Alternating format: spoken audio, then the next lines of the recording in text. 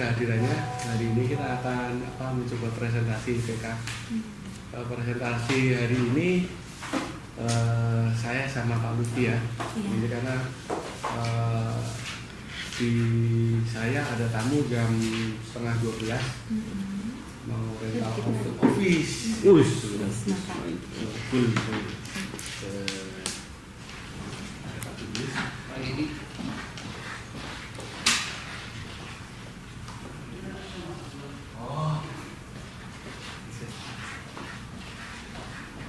Jadi kemarin kan kita sudah cerita sedikit ya mengenai The Residence. Iya, Pak. Gitu. Jadi kalau tagline-nya kita adalah Life Beyond Limits Start Here. Gitu. Very simple. Gitu. Karena memang di sini harapan kita apa yang menjadi harapan-harapan kita itu kehidupan kita yang tanpa batas itu memang dimulai dari sini. Terutama masalah waktu ya. Tuh. Ini nanti ada presentasi yang urutannya menurut saya nggak pas, jadi feel free untuk kasih komen. Gitu. Apa sih yang menjadi konsep di tempat kami? Gitu. Di The Residence itu konsepnya itu kita buat, ya ini seharusnya bunyinya dulu harus bunyi dulu ini dulu ya, kasih komen lah. Jadi seharusnya ini. Konsep kita itu an urban living concept. Yang dimaksudkan urban living concept itu seperti apa gitu. Ini harusnya bukan ini juga nih. Seharusnya ini dulu ya kita. Harusnya bicara ini dulu nih. Konsep itu di sini nih harusnya menurut saya loh. Selama ini kalau yang kita tahu di Jakarta, kehidupan kita itu selama ini yang berjalan hampir 80% orang itu bekerja itu mulai dari berangkat kerja jam 5 pagi pulang jam 9. It's all about 5 to 9. Iya. Padahal yang benar adalah kerja itu 9 to 5 dari jam 9 sampai jam 6. Kenapa sih? Itu waktu itu sangat penting bagi kami gitu. Karena akhirnya di saat kita berjalan seperti yang sekarang ini, waktu kita banyak yang hilang di kantor. Kita nggak punya waktu untuk keluarga. Waktu itu kan sangat-sangat berharga kan. Kehidupan kita terus dengan kantor itu jadi tidak seimbang gitu. Dan yang menyeimbangkan adalah akses gitu loh. Kalau akses kita, rumah kita dekat dengan kantor, artinya kehidupan kita antara kehidupan pribadi yang di rumah dengan kantoran itu balance. Bukan begitu ibu-ibu? Setuju. Setuju. Jadi akses. Bapaknya saya. Enggak lah, bapak itu terus harusnya ini dulu ya. Gitu Pak. Kalau kita bicara urutan ceritanya gitu. Terus mari kita membuat suatu apartemen dengan yang kita sebut urban living concept, di mana kita waktu itu bisa kita pecahkan dengan adanya akses tadi. Selain akses, tempat kita itu juga limited, gitu. Hanya ada 188 unit, gitu. Dan kita punya unit sangat very fungsional, gitu. Di dalam unitnya sendiri kita pisahkan antara reception area kayak kitchen sama living room dengan bedroom itu kita pisahkan. Nanti akan kita lihat di layoutnya. Dan kita sendiri posisinya secluded. Nah ini kembali lagi di presentasi ini, menurut saya kita harusnya menampilkan yang profil kawasan itu. Ya bukan? Ya. Kasih masukan. Jadi hari ini. Jadi maaf saya lompat-lompat. Seharusnya kita bercerita ini dulu. Kita Sintesis Square gitu. Jadi beberapa tahun yang lalu Sintesis mengakuisisi Hero. Hero yang ada 2 tower, tower 1 dan tower 2 itu kita akuisisi. Pengembangan setelah kita akuisisi, kita juga membebaskan lahan 5.000 meter persegi di belakang. Kawasan ini kita namakan sebagai kawasan Sintesis Square. Di mana terdiri dari 3 tower, tower 1, tower 2, dan tower 3. Tower 1 sendiri peruntukannya adalah hotel, office tower, dan F&B retail. itu next development after tower 3. Tower 2 sendiri itu office tower dengan konsep boutique office yang terdiri dari 15 lantai, yang mana status kepemilikannya adalah strata title, bukan lagi sewa. Waktu dikelola oleh Heru, dimiliki oleh Heru, gedung itu sebagai gedung sewa. Tapi setelah kita akuisisi dan kita refurbish, kita jadikan strata title office. Untuk saat ini lantai 8 sampai lantai 15 sudah terjual. Yang masih available adalah dari lantai 1 sampai lantai 7. Itu kisaran harganya 40 juta per meter persegi. Luasannya mulai dari 400 meter persegi sampai 900 meter persegi. Boutique office itu satu lantai adalah satu pemilik. Jadi tanamnya tidak begitu banyak. Nah, tower 3 sendiri kita fungsikan untuk residensial. Residensialnya seperti apa? Nah, barulah seharusnya kita kembali ke sini. Urutannya seperti itu ya Pak ya. Jadi orang itu ceritanya itu nyambung, ini yang buat bukan saya. Apartemennya seperti apa? Apartemen yang kita buat adalah urban living concept. Dengan lokasi sintesis yang tadi, access will determine the time. Gitu kan?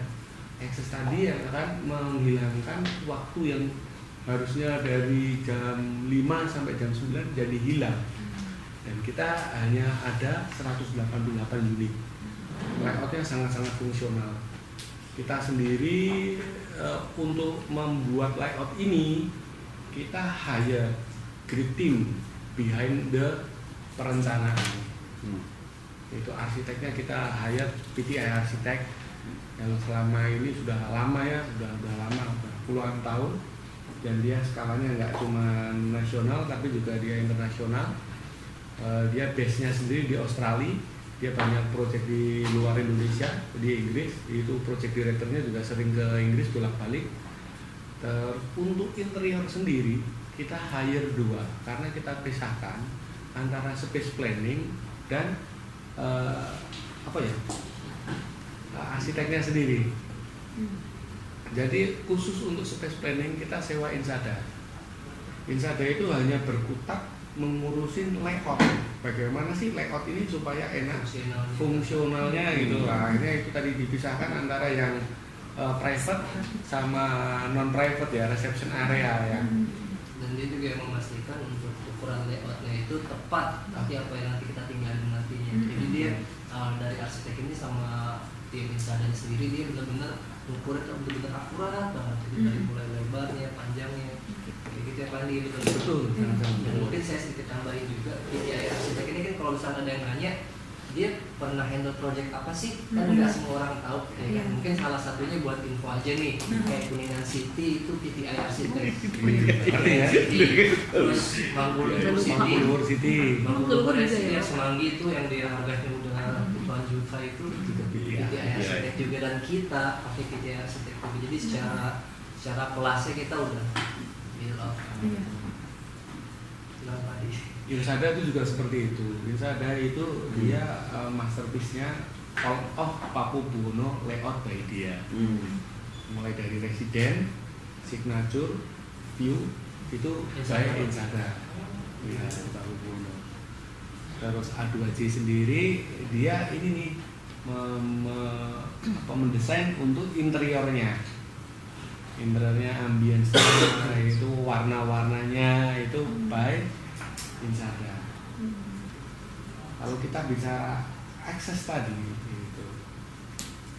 Kita bicara akses, dapat kita lihat kalau kita itu memang kawasan kita itu sudah tertata dengan bagus ya.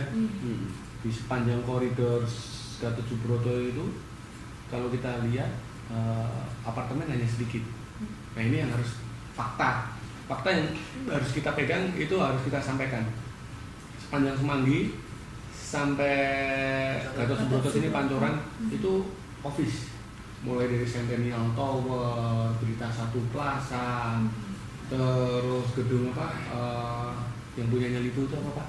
Di Berita Satu Plaza ya, terus di sebelah sananya itu juga semuanya office. Apartemen quietly hanya sedikit. Kalau kita lihat dari Semanggi, apartemen itu pertama itu Arya Duta, sebelahnya Arya Duta Mangkuluhur, itu baru mulai berjalan. Sebelahnya itu Pearl Garden, dia low rise apartemen. Habis itu sebelahnya itu Taman Sari, tapi kelas Murti Basura kebetulan ada di Taman Sari. Iya. Sampai ke sini sudah tidak ada apartemen lagi, semuanya office tower. Iya, kalau kita bicara office, itu kalau kita lihatnya sebagai investor, itu merupakan captive market buat residen. Residen itu harapan kami 40% dipakai oleh end user, ditinggalin 60% investor. Kalau kita bicara investor, kita harus menyediakan apa yang namanya captive market. That's why kenapa di kawasan Synthesis Square ini komposisinya 2 tower office sama 1 residen. Kalau dipikir-pikir kenapa sih nggak residensialnya yang banyak? Karena kita ingin memberi captive market yang besar buat residen. Dia hanya ada 188 unit dikelilingi office-office yang potensial market bagi dia. Office-nya mana aja yang paling dekat? Keling yang paling dekat. Terus sebelahnya Bidakara. Di Bidakara kita sudah beberapa kali jalan. Di sana banyak bule. Bule dari Lambi, Lazada, terus ada Oil and Company, mitranya Medco itu loh, Pak Arifin Panigoro. Itu juga tinggal banyak berkantor di situ. Terus di klien saya yang nanti Mr. Yuki itu juga dia tinggalnya di Lapande. Gitu. Jadi sebenarnya kita punya potensial market buat si pemilik kalau dia sewakan banyak banget. Di belakang tuh ada Australian Embassy, ada British Embassy, ada Korean Embassy. Banyak gitu. Iya, jajaran media pemenangan sepanjang itu juga perkantoran yang direksinya dari luar. Gitu.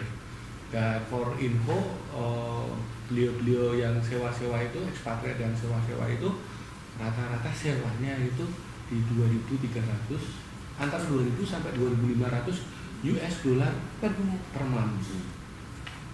Yang artinya itu kalau mereka sewa di tempat kita kurang lebihnya segitu, itu kalau kita perhitungkan yieldnya kurang lebih 8% ya. Cara berhitungnya gimana nanti tanya Pak Asep.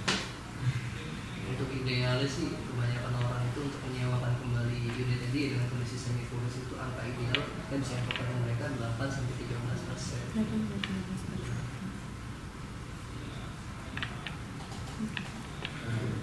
Dan apa yang tadi kita bilang masalah akses ini selain jalan Gatot Subroto ini juga kita di sini ada akses untuk langsung ke Rasuna Said pas di belakang kita. Jadi akses di Rasuna Said kita bisa ambil akses dari Jaya Mandala sampai yang di samping Bidakara sini. Nah kalau ke kiri ini lihat ke Pomei Hotel, di sini ada Pomei Hotel, ini masuk ke kita lagi. Tapi misalkan dia mau lurus ke kanan, langsung lurus ke Rasuna Said. Mungkin saya potong nih Pak Lutfi, ini kurang memberi jelaskan, makanya kita punya dua.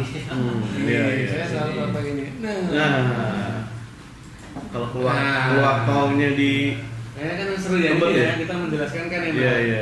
Gitu. Kita kalau dari Synthesis Tower, ya, itu dia. mau ke arah bandara itu tinggal keluar, putar balik Pancoran, di situ sudah pintu tol. Langsung gitu. Iya. Kondisi semacet-macetnya, terutama di sore hari, macet-macetnya itu terutama Pak Zek sama Mas Gunadi sama Mas Enji, itu dia merasakan, kan dia harus putar balik ke Kebayoran. Itu semacet-macetnya dalam benar-benar stuck, itu 20 menit kita sudah masuk pintu tol. Udah masih jalan di sana.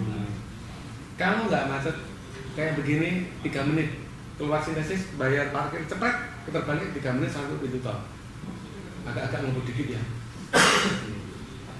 Di situ. Kalau kita mau ke Bandung, ke Cibubur, ke Bogor, ke Kebayoran Kota, kita tinggal naik flyover. Pas begitu turun flyover sudah pintu tol. Iya. Dalam kota. Quietly sama. Semacet-macetnya kalau malam 20 menit kita sudah masuk tol. Tapi kalau nggak macet seperti itu, kita sudah pernah berhitung menggunakan Google Map maupun Waze dari Synthesis Tower kondisi normal lenggang sampai ke Halim hanya 10 menit. Bandara Halim. Ke Bandara Halim. Ke Bandara Suta itu kalau putar balik only ya 1 jam